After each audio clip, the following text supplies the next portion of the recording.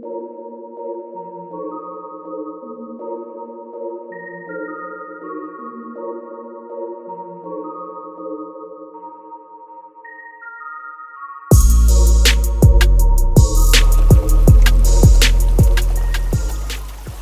Chuck Mayer here. Wednesday night again. Check it out. This is one of the coolest parts of Fishy Business. This is our starving koi, and they're here. You can come feed them anytime you want to. Come take a look and see kind of what came in this week. Just came in first thing this morning. We have new betas, so that we show you a little bit of everything in the store. These are some koi beta, absolutely beautiful. Mustard colored betas. If you like betas, if you have a very small tank or a small bowl, as you can see, a little desktop to cheer you up at work, something like that, a beta is a perfect fish. Very low maintenance, typically live 3 to 5 years, not much care, but a lot of beauty in a very small space. We also have in Fishy Business t-shirts. We haven't had in a long time. These are pre-shrunk. They feel very comfortable, and we have a lot of different colors and a lot of different sizes. So if you're a fan of Fishy Business or you just need a t-shirt, we got t-shirts. Follow me. Shelves are stocked back today. Hi guys. That's Scotty Pockets. New stands and canopies came in, new tanks are coming in. We sold a lot of tanks last week. The reason we sold a lot of tanks is because we have them very cheap right now. If you go to our Facebook, you can see the prices, guys updating every single day of all the tanks, because this is the prime tank buying season. You'll never get tanks lower price than you do right now, especially with tax time. So new stands and canopies are coming in constantly.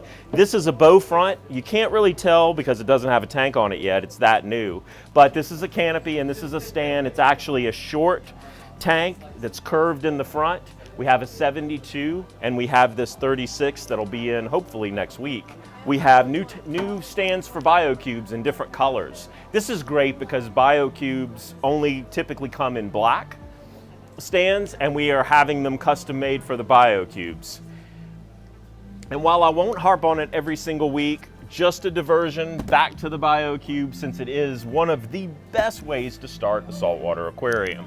The BioCubes are compact. You can see the size of them. They're all inclusive. You don't have things hanging off the back. And since I haven't done it in the last couple of weeks, I'd like to actually take you from the box to one set up and show you what one of these looks like done right, so that you realize that you don't have to have a ton of money to have salt water. Follow me. This is actually a BioCube set up with fish. While you can't have a lot of fish in a BioCube, about 3 or so, you can have a lot of invertebrates, a lot of coral, and this is a great $400 aquarium to introduce you to saltwater. So, the BioCube. Now, let's go look at some other things. Nano tanks. This describes tanks that are smaller typically than around 10 gallons or in that range. We have lots of these types of tanks, 3 gallons, 4 gallons, 15 gallons, 10 gallons, 8 gallons, all small tanks that are designed to have a very small ecosystem with fish in them. What I'm showing you right here in this 3-tier tank system are fish that are fantastic for these small aquariums. These again are all-inclusive tanks that are designed to do what a lot of the big tanks do, whether it be corals or live plants that you want to keep. Right here we have the black neon tetras, some killifish. You can see the anubias, the live plants. Now these tanks that they're in are fairly large compared to a lot of the nano tanks.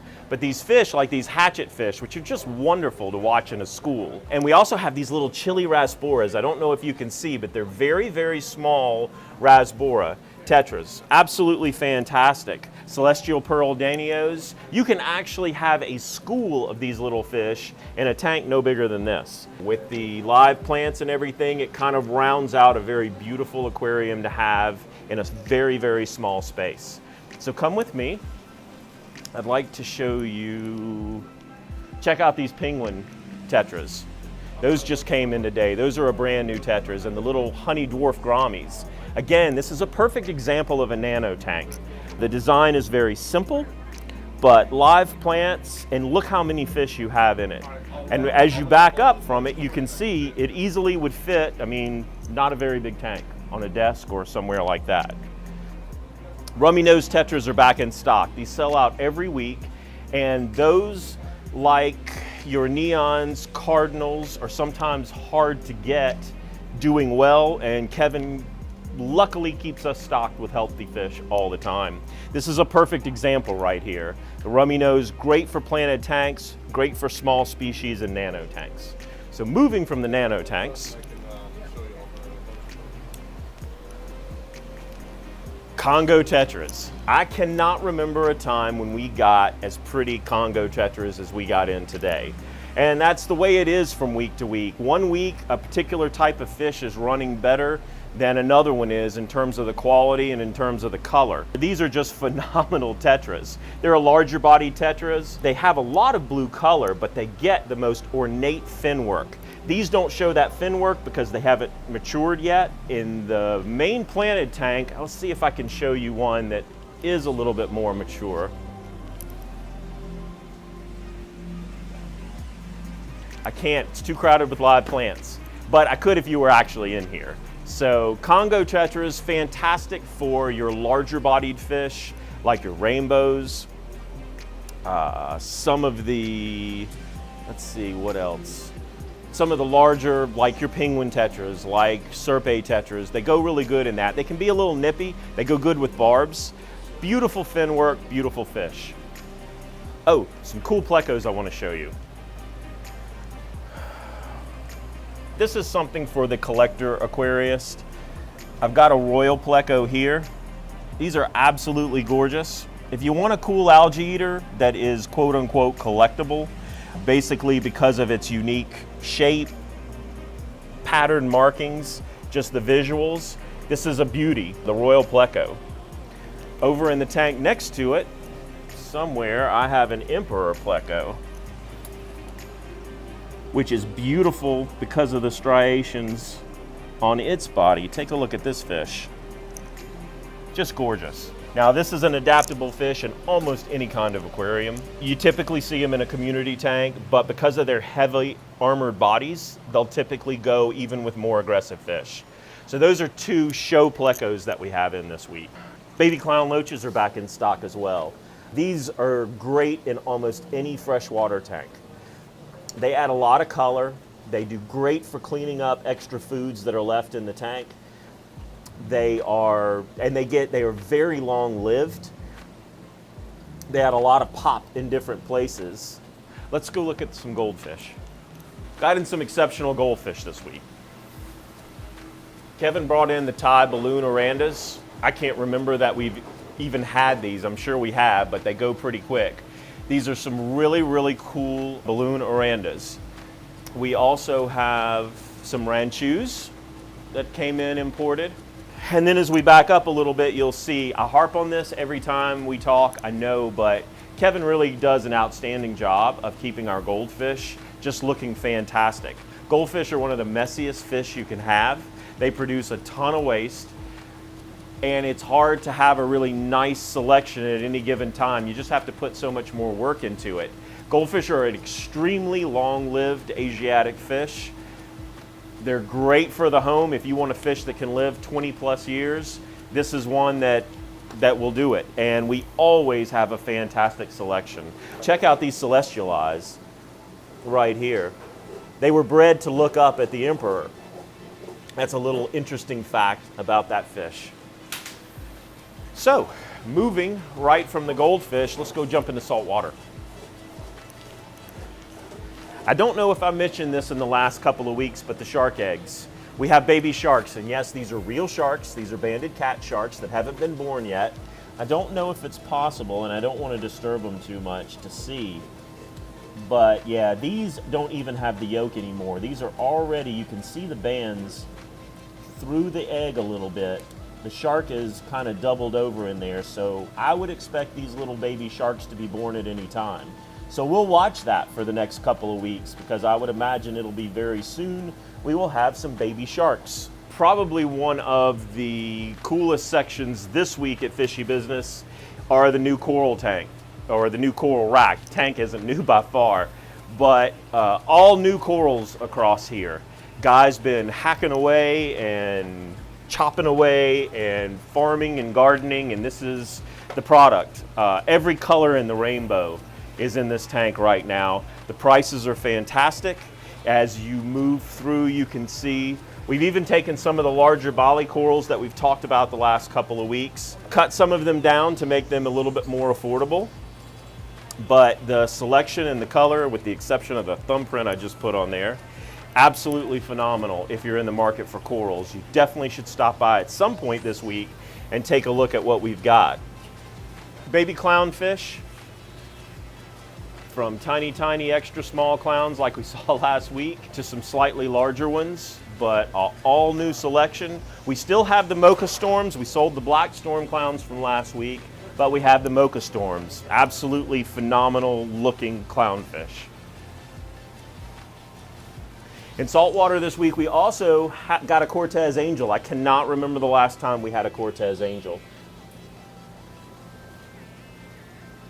He is new today, and I don't want to upset him too much, but I want you to see the beautiful markings. He has the markings of a juvenile French and the color of a Koran almost molded into one. This is a very hardy angelfish.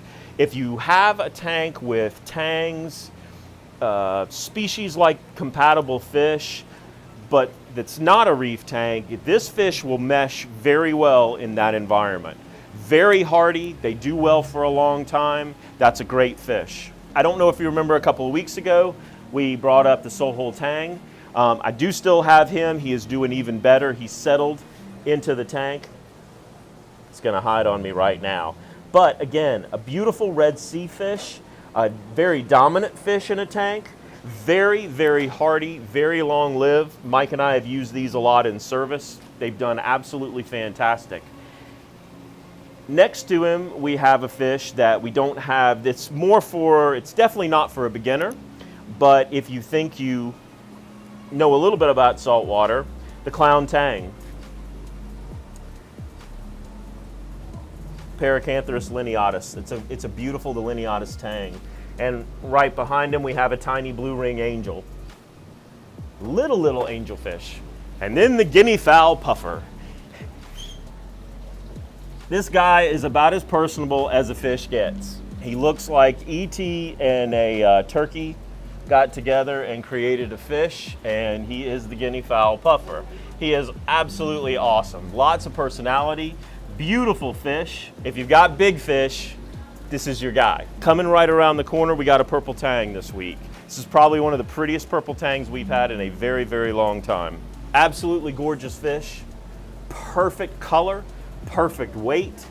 If you're in the market to spend a little bit of money on one of the hardiest fish that we sell, even though it's a bit pricey, again, another red sea fish, that fish you cannot go wrong with. Navarcus angel this week, some clownfish, Tamini tang, absolutely gorgeous. Came from a service account. We have Anthias back in stock, the lyre tail, male and female. Very ornate fish. In the wild, they typically live off the sides of coral reefs, kind of close to where the drop-offs are, in plankton-rich environments. Love that fish. All Anthias are not easy to keep, but the lyre tail, male and female, are both very easy. Flagfin angel still have this guy, and the blue-eyed bristle-tooth tang, which is fantastic. It's a Tenochetus tang, which basically means it has a little V-shaped mouth, and it'll actually go along the rocks and chew on the rocks and eat things, kind of cleaning the rocks.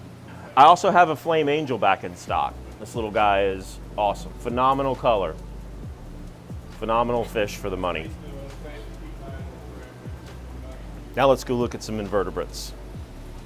As we walk back here, green bubble anemones are back in stock. This, in my opinion, this is the quadricolor. This is probably the easiest anemone, beginner anemone to keep.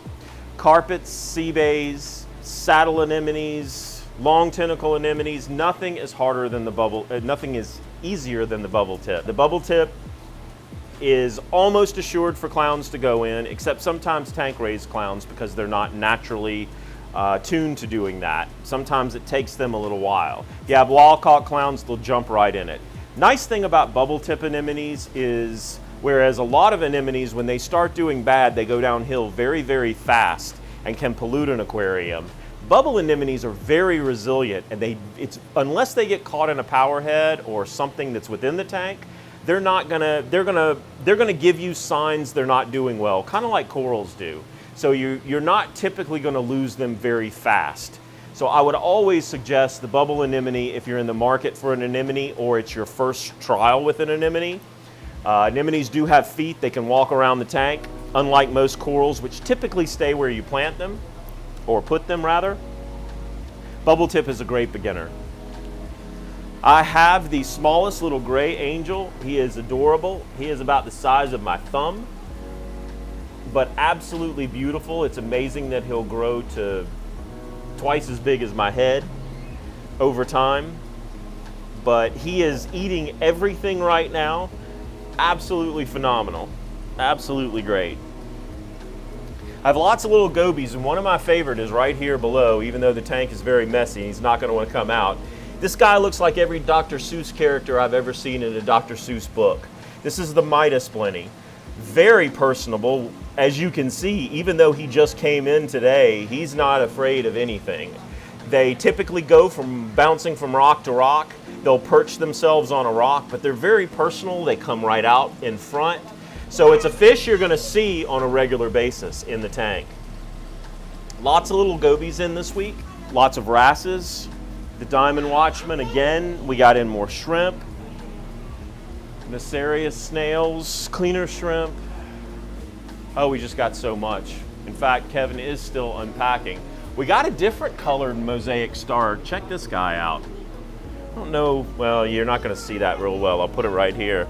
But really pretty mosaic tile star, and probably a really angry coral banded shrimp that's trying to come inspect why my hand is in his tank. I want to show you this, not because I suggest it, because I haven't had one in 10 years, and it's really cool to actually see it, not in the ocean. I'm not recommending it again, but this is a chronoid. This is one of the coolest starfish in the entire world. Now that we have what's called the Fishy Business Reef Lemonade, which I'm going to show you real quick, we are now keeping alive lots of animals like your mandarin dragonets, like this chronoid that we have had for several weeks, that typically we could not ever keep. Animals that filter feed a lot on lots of plankton and different things that are in the wild. We are now creating our own mixture of that food, and you know, even to my own amazement, there are things that we're keeping in here that we never could 15 years ago. Right now, so far, this is one of them, but I'll kind of show you as it moves. This is one of the most beautiful starfish in the world. And he has been moving all around the tank. So something worth seeing, because you don't see that very, very often. And I'll show you what he's eating in just a second. If you will follow me. Right here is the reef lemonade. Tiggerpods, live adult brine, baby brine, rotifers, phytoplankton, even sometimes other things, all make up what we call Fishy Business's Reef Lemonade. This is basically a mixture of some of the smallest and some of the most insignificant would be the wrong word, because they're very significant. Some of the more smaller things that a lot of fish and a lot of inverts eat that we can't just have frozen, or we can't provide in flake food or pellet food, things like that. This serves as that food, and again, our reefs are doing better because of it. We spend all day making it. That's something that I'll show you on a future video. I'll actually take you through that process. Before we go, I want to show you one more thing real quick, for the sake of showing it to you now. This is a new tank that we just set up, and we set it up for something very special, something that I'm going to show you and tell you about next week. But I want you to see and kind of remember this, because what we're going to put in here next week is going to be something Fishy Business has never really offered on a regular basis. But it is an aquatic animal, it's very cool, and I want to try to hold your interest over just for a little while until next week. So for now, this is Chuck Mayer, and we are Fishy Business. Have a great week.